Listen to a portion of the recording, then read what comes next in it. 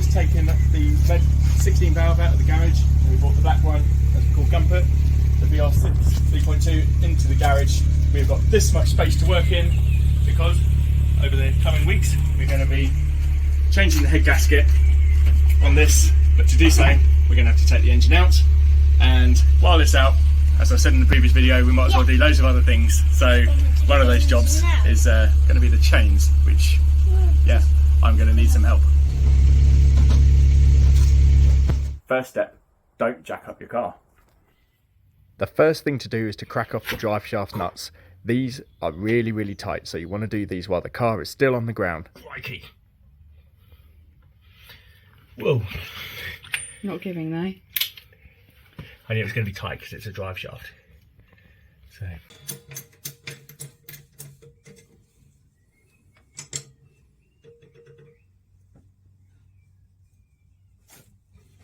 Either the drive shaft nuts were really, really tight, or I hadn't had my Weetabix, so bravely I moved to the other side.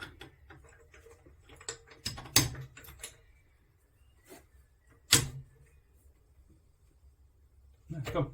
Yes. Yeah, man.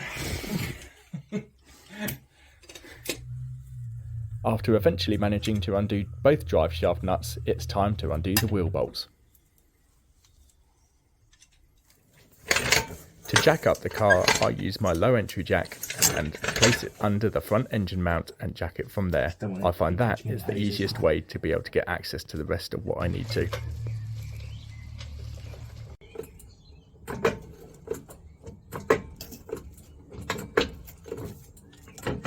Jacking a car is something that I'm massively cautious of. I always make sure that the power steering lines are well out of the way and that the jack is fully on the engine mount before I start lifting. And as you can see, I keep myself well clear because I don't fancy a car landing on my head.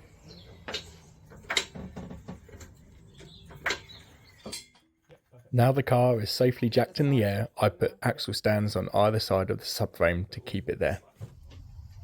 Now the axle stands are in place, I carefully lower the car onto them, ensuring there's still a little bit of weight on the jack.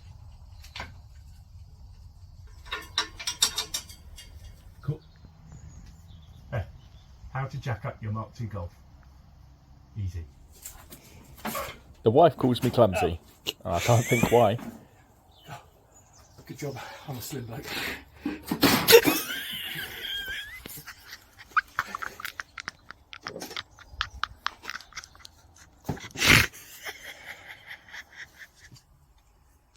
I'm going to disconnect and remove the battery ready for the strip down. Just touch this. Well, let's touch the other one. I think it's any metal work. Otherwise you get zapped. This one's fine.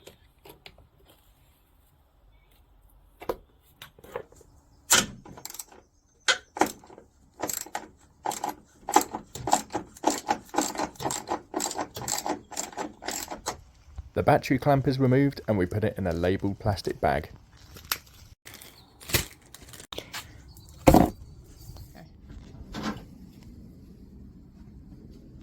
So as you can see, we haven't actually got a lot of space in here, so we haven't really got a lot of space to put things like large items like the bumper and the grille, so it's going in the car.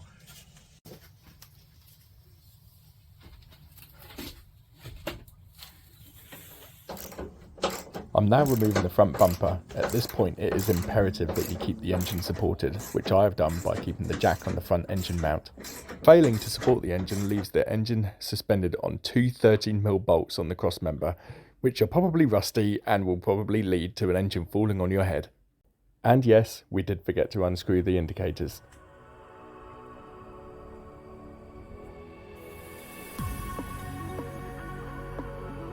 So we've cracked off the hub nuts on both sides, we've loosened all the wheel bolts. We want to do that whilst the car's on the ground. Once it's up in the air, you'll never be able to do it.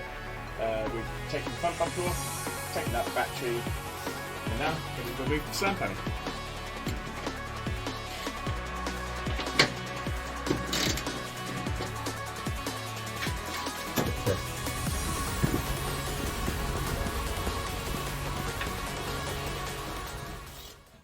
The slam panel on this car has got some extra brackets welded onto it to keep the radiator supported.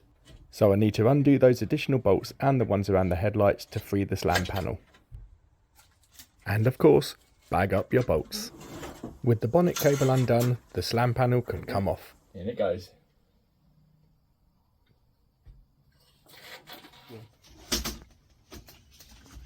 Don't bother video. So that's it. That's the front end off of the car. Bumper off, the slam panels off. We've cracked the hub nuts off, loosened all the wheel bolts, and taken the battery out. So you can see that battery tray is going to need a little bit of work. It's just a little bit scabby, no real holes though, which is always a bonus. So yeah, we put all of our bolts into labelled sandwich bags.